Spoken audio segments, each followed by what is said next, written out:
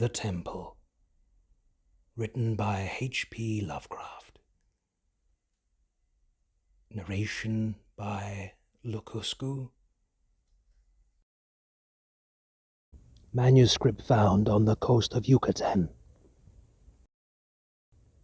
On August 20, 1917, I, Karl Heinrich Graf von Oldberg Ehrenstein, Lieutenant Commander in the Imperial German Navy, and in charge of the submarine U-29, deposit this bottle and record in the Atlantic Ocean at a point to me unknown, but probably about north latitude 20 degrees, west longitude 35 degrees, where my ship lies disabled on the ocean floor. I do so because of my desire to set certain unusual facts before the public, a thing I shall not in all probability survive to accomplish in person, since the circumstances surrounding me are as menacing as they are extraordinary, and involve not only the hopeless crippling of the U-29, but the impairment of my iron German will in a manner most disastrous. On the afternoon of June 18, as reported by the wireless to the U-61, bound for Kiel, we torpedoed the British freighter Victory, New York to Liverpool, in north latitude 45 degrees 16 minutes, west longitude 28 degrees 34 minutes, permitting the crew to leave in boats in order to obtain a good cinema view for the Admiralty record. The ship sank quite picturesquely, bow first, stern rising high out of the water, whilst the hull shot down perpendicularly to the bottom of the sea. Our camera missed nothing, and I regret that so fine a reel of film should never reach Berlin. After that, we sank the lifeboats with our guns and submerged. When we rose to the surface about sunset, a seaman's body was found on the deck, hands gripping the railing in a curious fashion. The poor fellow was young, rather dark, and very handsome, probably an Italian or Greek, and undoubtedly of the Victory's crew. He had evidently sought refuge on the very ship which had been forced to destroy his own.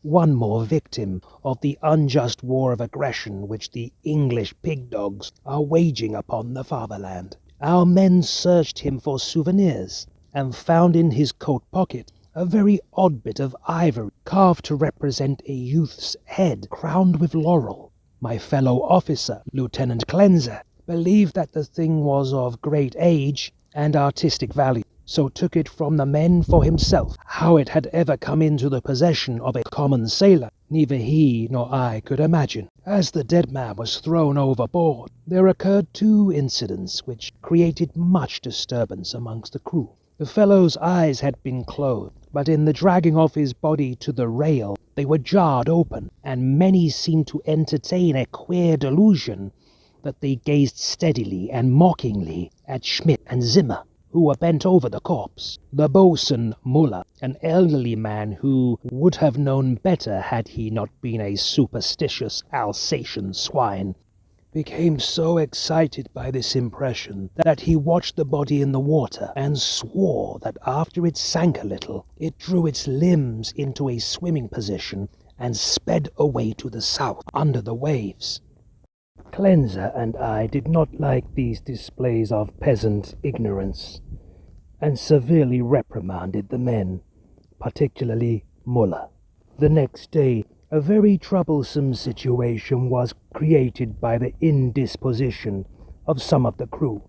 They were evidently suffering from the nervous strain of our long voyage, and had had bad dreams. Several seemed quite dazed and stupid, and after satisfying myself that they were not feigning their weakness, I excused them from their duty. The sea was rather rough, so we descended to a depth where the waves were less troublesome. Here we were comparatively calm, despite a somewhat puzzling southward current, which we could not identify from our oceanographic charts. The moans of the sick men were decidedly annoying, but since they did not appear to demoralize the rest of the crew, we did not resort to extreme measures.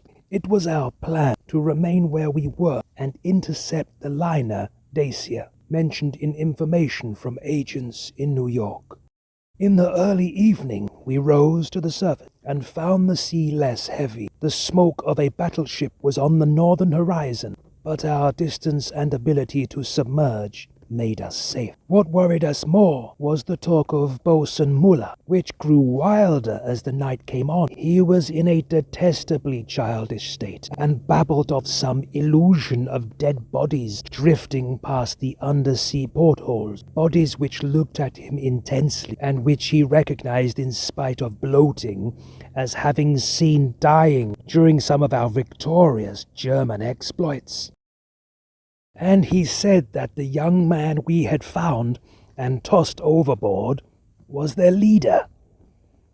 This was very gruesome and abnormal, so we confined Mullah to irons and had him soundly whipped. The men were not pleased at his punishment, but discipline was necessary. We also denied the request of a delegation headed by a Seaman Zimmer that the curious carved ivory head be cast into the sea. On June 20, Seaman Baum and Schmidt, who had been ill the day before, became violently insane.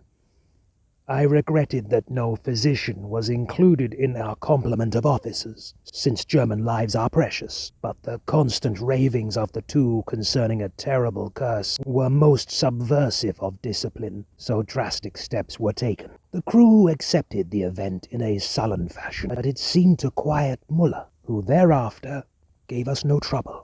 In the evening we released him, and he went about his duties silently. In the week that followed, we were all very nervous, watching for the Dacia. The tension was aggravated by the disappearance of Mullah and Zimmer, who undoubtedly committed suicide as a result of the fears which had seemed to harass them, though they were not observed in the act of jumping overboard.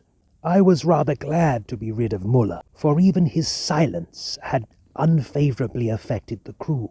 Everyone seemed inclined to be silent now, as though holding a secret fear. Many were ill, but none made a disturbance. Lieutenant Cleanser chafed under the strain, and was annoyed by the merest trifles, such as the school of dolphins which gathered about the U-29 in increasing numbers, and the growing intensity of that southward current which was not on our chart. It at length became apparent that we had missed the Dacia altogether. Such failures are not uncommon, and we were more pleased than disappointed, since our return to Wilhelmshaven was now in order.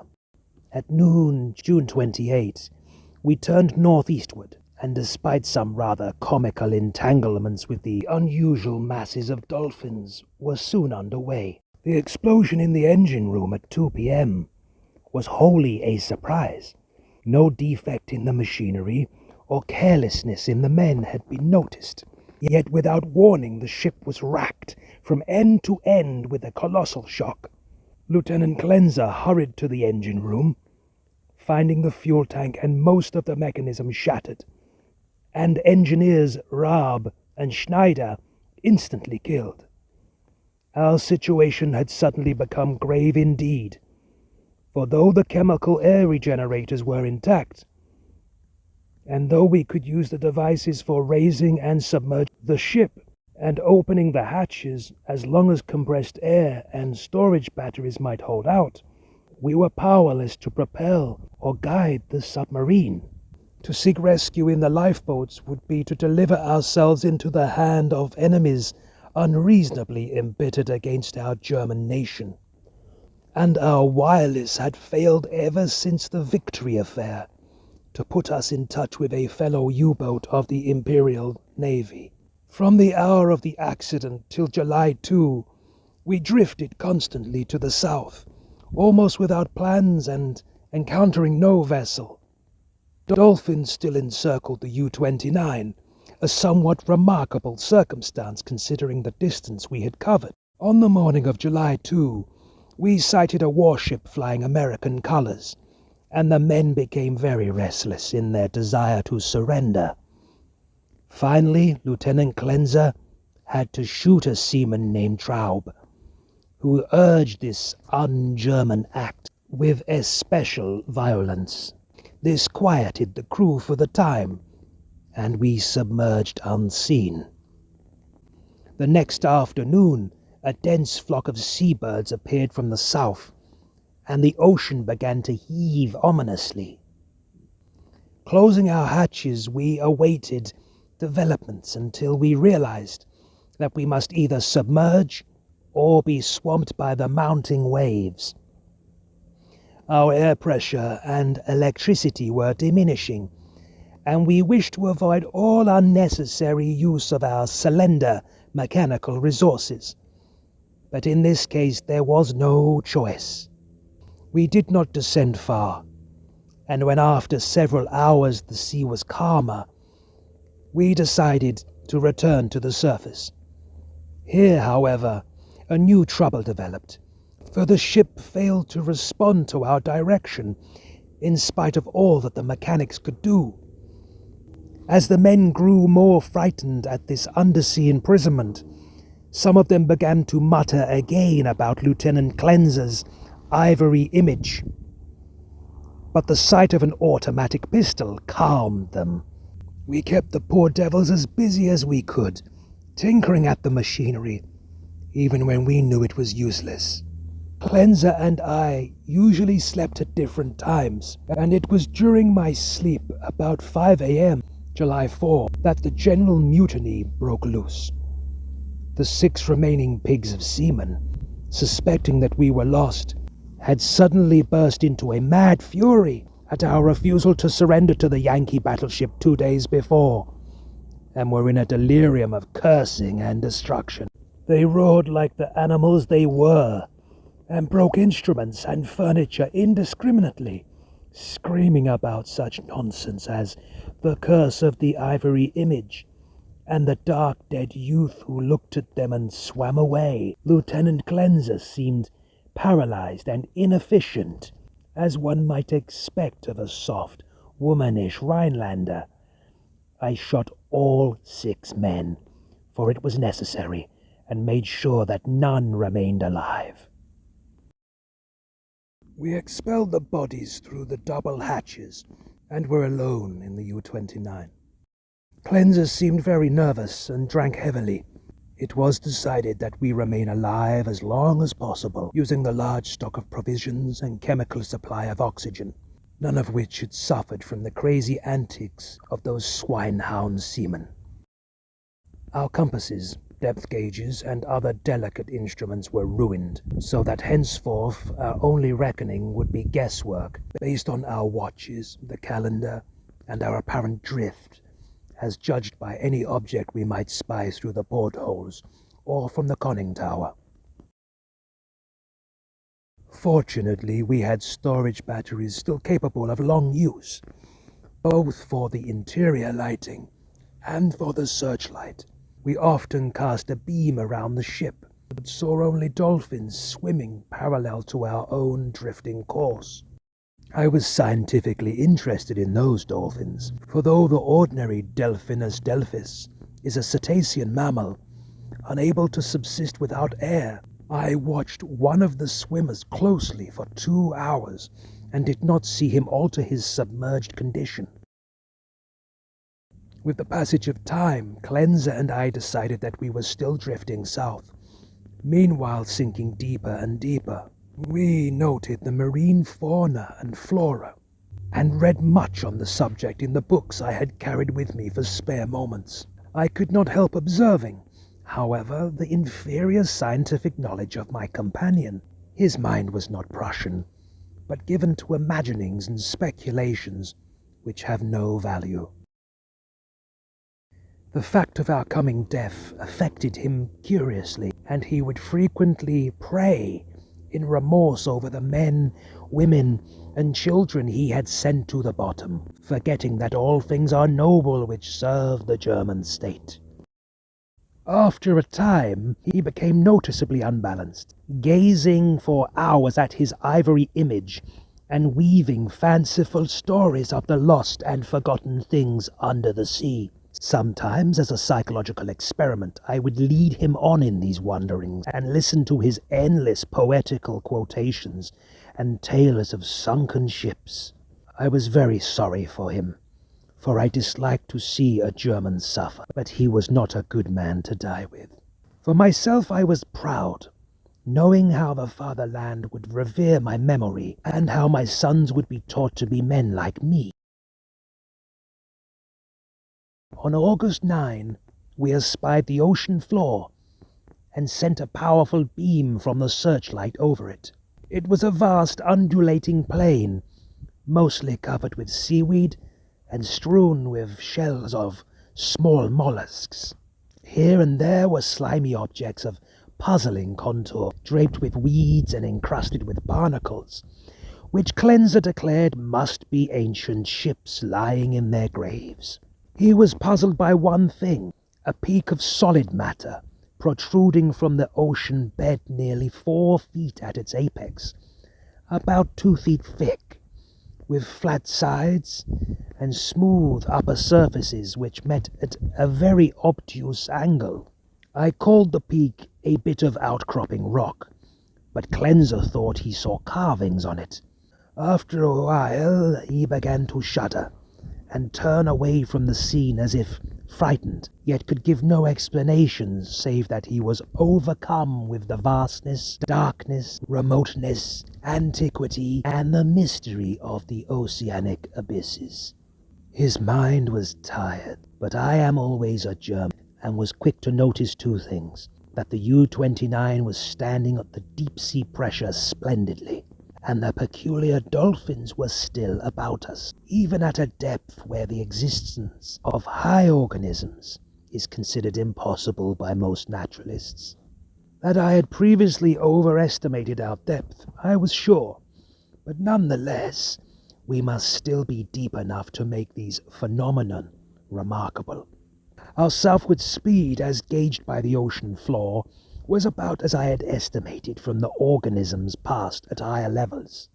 It was at 3:15 p.m., August 12, that poor Cleanser went wholly mad. He had been in the conning tower using the searchlight when I saw him bound into the library compartment where I sat reading, and his face at once betrayed him. I will repeat here what he said, underlining the words he emphasized. "He is calling! He is calling! I hear him! We must go!" As he spoke, he took his ivory image from the table, pocketed it, and seized my arm in an effort to drag me up the companionway to the deck. In a moment I understood that he meant to open the hatch and plunge with me into the water outside, a vagary of suicidal and homicidal mania for which I was scarcely prepared. As I hung back and attempted to soothe him, he grew more violent, saying, "Come now, do not wait until later. It is better to repent and be forgiven than to defy and be condemned." Then I tried the opposite of the soothing plan, and told him he was mad, pitifully demented, but he was unmoved, and cried, "If I am mad, it is mercy. May the gods pity the man who in his callousness can remain sane to the hideous end. Come and be mad whilst he still calls with mercy." This outburst seemed to relieve a pressure in his brain, for as he finished he grew much milder, asking me to let him depart alone, if I would not accompany him. My course at once became clear. He was a German, but only a Rhinelander and a commoner, and he was now a potentially dangerous madman.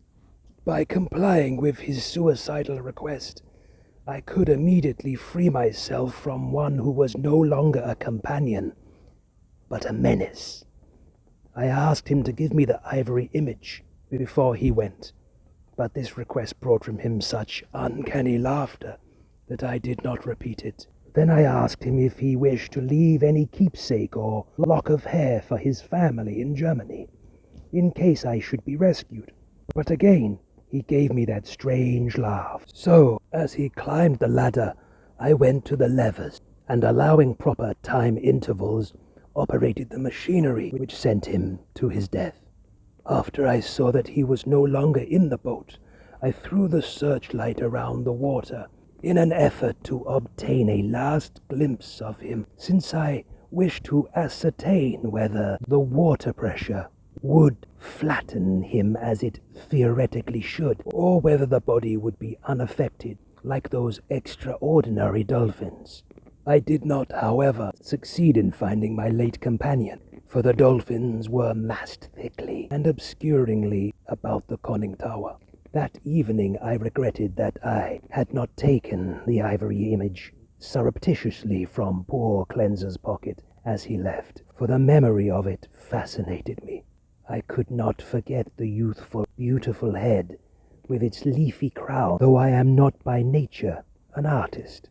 I was also sorry that I had no one with whom to converse. Cleanser, though not my mental equal, was much better than no one. I did not sleep well that night, and wondered exactly when the end would come. Surely I had little enough chance of rescue. The next day I ascended to the conning tower, and commenced the customary searchlight explorations. Northward the view was much the same as it had been for all the 4 days since we had sighted the bottom, but I perceived that the drifting of the U-29 was less rapid. As I swung the beam around to the south, I noticed that the ocean floor ahead fell away in a marked declivity, and bore curiously rectangular blocks of stone in certain places, disposed as if in accordance with definite patterns. The boat did not at once descend to match the greater ocean depth, so I was soon forced to adjust the searchlight to cast a sharply downward beam. Owing to the abruptness of the change, a wire was disconnected, which necessitated a delay of many minutes for repairs. But at length the light streamed on again, flooding the marine valley below me. I am not given to emotion of any kind, but my amazement was very great when I saw what lay revealed in that electrical glow, and yet, as one reared in the best culture of Prussia, I should not have been amazed, for geology and tradition alike tell us of great transpositions in oceanic and continental areas. What I saw was an extended and elaborate array of ruined edifices, all of magnificent though unclassified architecture, and in various stages of preservation. Most appeared to be of marble, gleaming whitely in the rays of the searchlight, and the general plan was of a large city at the bottom of a narrow valley, with numerous isolated temples and villas on the steep slopes above. Roofs were fallen and columns were broken, but there still remained an air of immemorially ancient splendor which nothing could efface. Confronted at last with the Atlantis I had formerly deemed largely a myth, I was the most eager of explorers. At the bottom of that valley, a river once had flowed, for as I examined the scene more closely, I beheld the remains of stone and marble bridges, and seawalls, and terraces and embankments, once verdant and beautiful. In my enthusiasm, I became nearly as idiotic and sentimental as poor Cleanser, and was very tardy in noticing that the southward current had ceased at last, allowing the U-29 to settle slowly down upon the sunken city, as an aeroplane settles upon a town of the upper earth. I was slow, too, in realizing that the school of unusual dolphins had vanished. In about 2 hours, the boat rested in a paved plaza close to the rocky wall of the valley. On one side I could view the entire city as it sloped from the plaza down to the old riverbank. On the other side, in startling proximity, I was confronted by the richly ornate and perfectly preserved facade of a great building, evidently a temple, hollowed from the solid rock. Of the original workmanship of this titanic thing, I can only make conjectures. The facade, of immense magnitude, apparently covers a continuous hollow recess, for its windows are many and widely distributed. In the center yawns a great open door, reached by an impressive flight of steps, and surrounded by exquisite carvings like the figures of bacchanals in relief. Foremost of all are the great columns and frieze, both decorated with sculptures of inexpressible beauty, obviously portraying idealized pastoral scenes and processions of priests and priestesses bearing strange ceremonial devices in adoration of a radiant god. The art is of the most phenomenal perfection, largely Hellenic in idea, yet strangely individual. It imparts an impression of terrible antiquity, as though it were the remotest, rather than the immediate ancestor of Greek art. Nor can I doubt that every detail of this massive product was fashioned from the virgin hillside rock of our planet. It is palpably a part of the valley wall, though how the vast interior was ever excavated, I cannot imagine. Perhaps a cavern, or series of caverns, furnished the nucleus. Neither age nor submersion has corroded the pristine grandeur of this awful fane, for fane indeed it must be, and today, after thousands of years, it rests untarnished and inviolate in the endless night and silence of the ocean chasm. I cannot reckon the number of hours I spent in gazing at the sunken city, with its buildings, arches, statues, and bridges, and the colossal temple with its beauty and mystery. Though I knew that death was near, my curiosity was consuming, and I threw the searchlight's beam about in eager quest. The shaft of light permitted me to learn many details, but refused to show anything within the gaping door of the rock-hewn temple. And after a time I turned off the current, conscious of the need of conserving power. The rays were now perceptibly dimmer than they had been during the weeks of drifting, and as if sharpened by the coming deprivation of light, my desire to explore the watery secrets grew. I, a German, should be the first to tread those aeon-forgotten ways.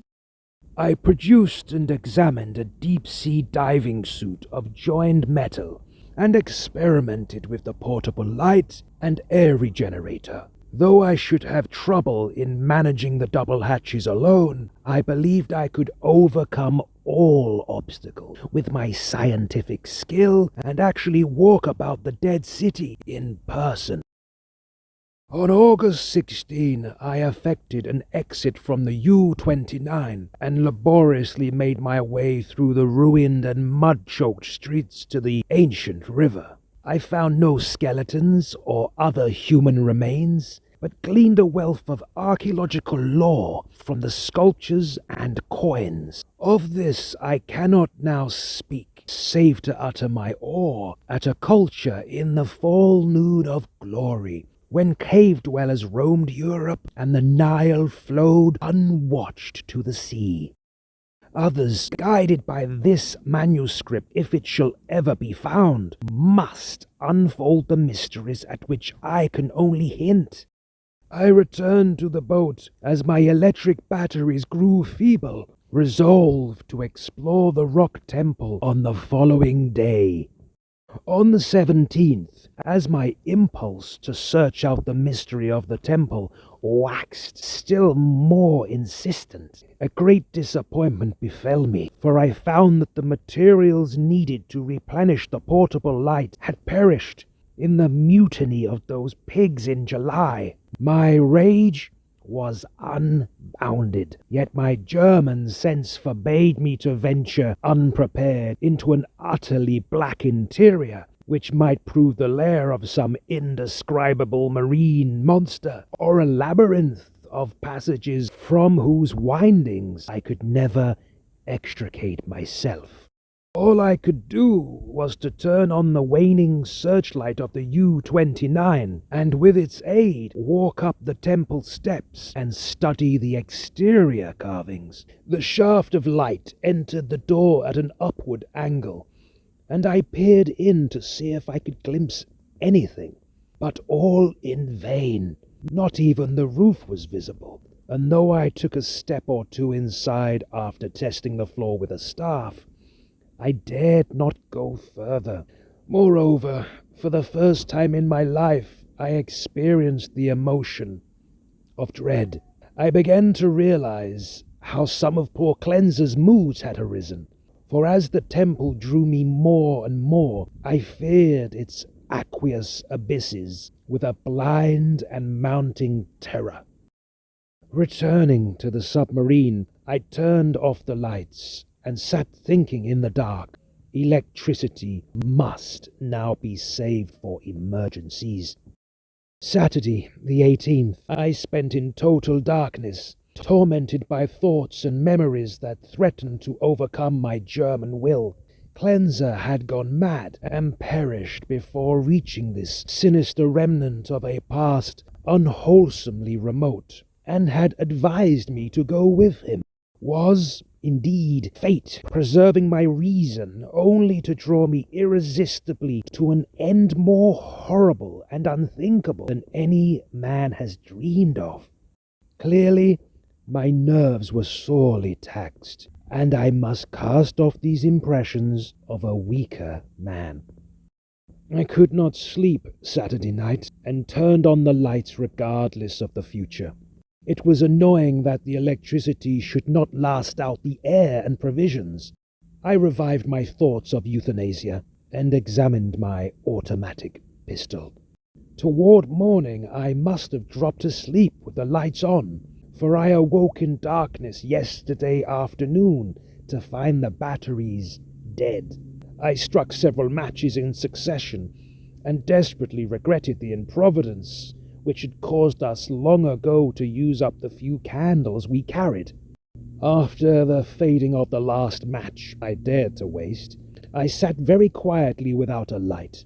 As I considered the inevitable end, my mind ran over preceding events, and developed a hitherto dormant impression which could have caused a weaker and more superstitious man to shudder.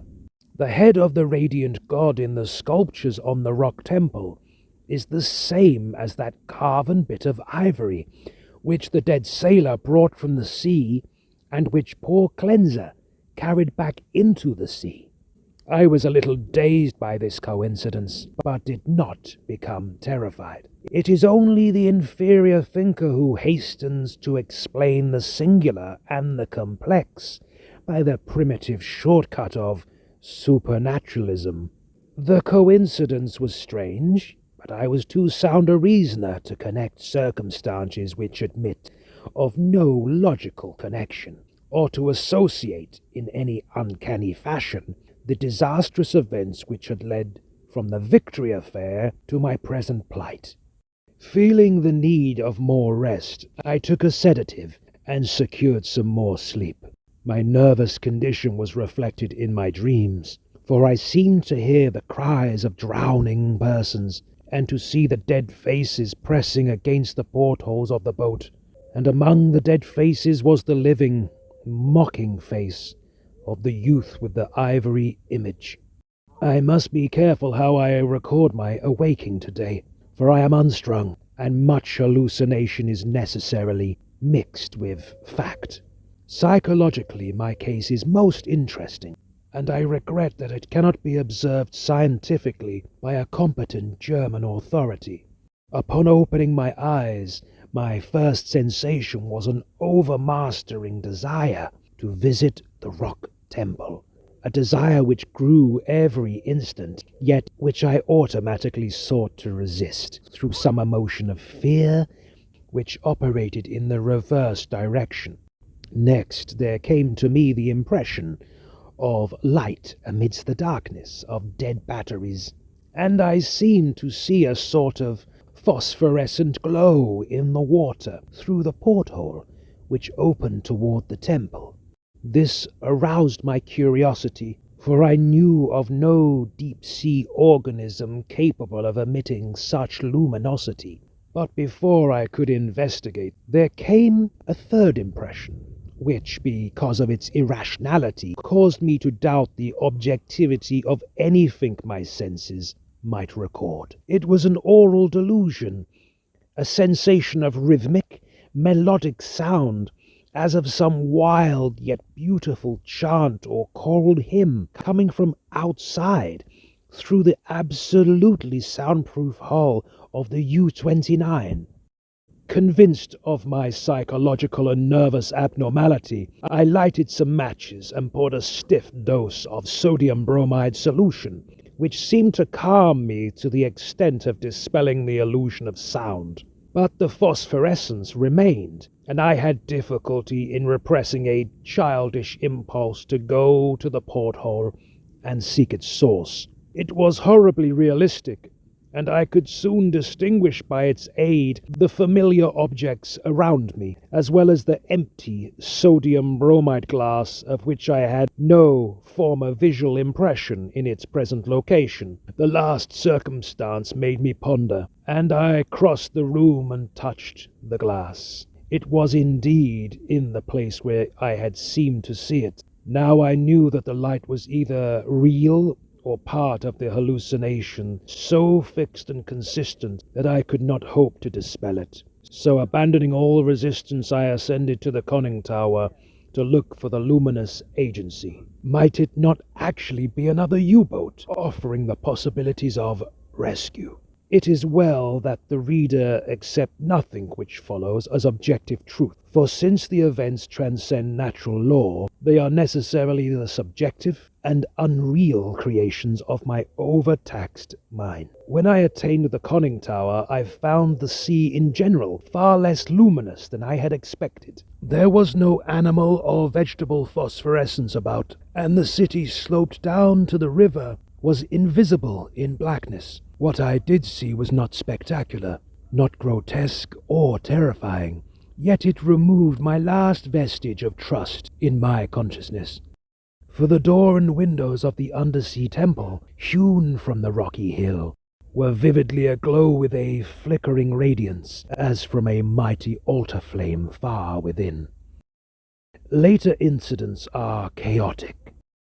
As I stared at the uncannily lighted door and windows, I became subject to the most extravagant visions. Visions so extravagant that I cannot even relate them. I fancied that I discerned objects in the temple, objects both stationary and moving, and seemed to hear again the unreal chant that had floated to me when I first awaked. And over all rose thoughts and fears, which centered in the youth from the sea and the ivory image, whose carving was duplicated on the frieze and columns of the temple before me. I thought of poor Cleanser, and wondered where his body rested with the image he had carried back into the sea. He had warned me of something, and I had not heeded, but he was a soft-headed Rhinelander who went mad at troubles a Prussian could bear with ease.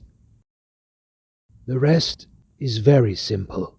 My impulse to visit and enter the temple has now become an inexplicable and imperious command, which ultimately cannot be denied. My own German will no longer controls my acts, and volition is henceforth possible only in minor matters. Such madness it was which drove Cleanser to his death, bareheaded and unprotected in the ocean. But I am a Prussian, and a man of sense, and will use to the last what little will I have. When first I saw that I must go, I prepared my diving suit, helmet, and air regenerator for instant donning, and immediately commenced to write this horrid chronicle, in the hope that it may some day reach the world. I shall seal the manuscript in a bottle and entrust it to the sea as I leave the U-29 forever. I have no fear, not even from the prophecies of the madman cleanser. What I have seen cannot be true, and I know that this madness of my own will at most lead only to suffocation when my air is gone. The light in the temple is a sheer delusion, and I shall die calmly, like a German, in the black and forgotten depths. This demoniac laughter which I hear as I write comes only from my own weakening brain, so I will carefully don my diving suit and walk boldly up the steps into that primal shrine, the silent secret of unfathomed waters and uncounted years.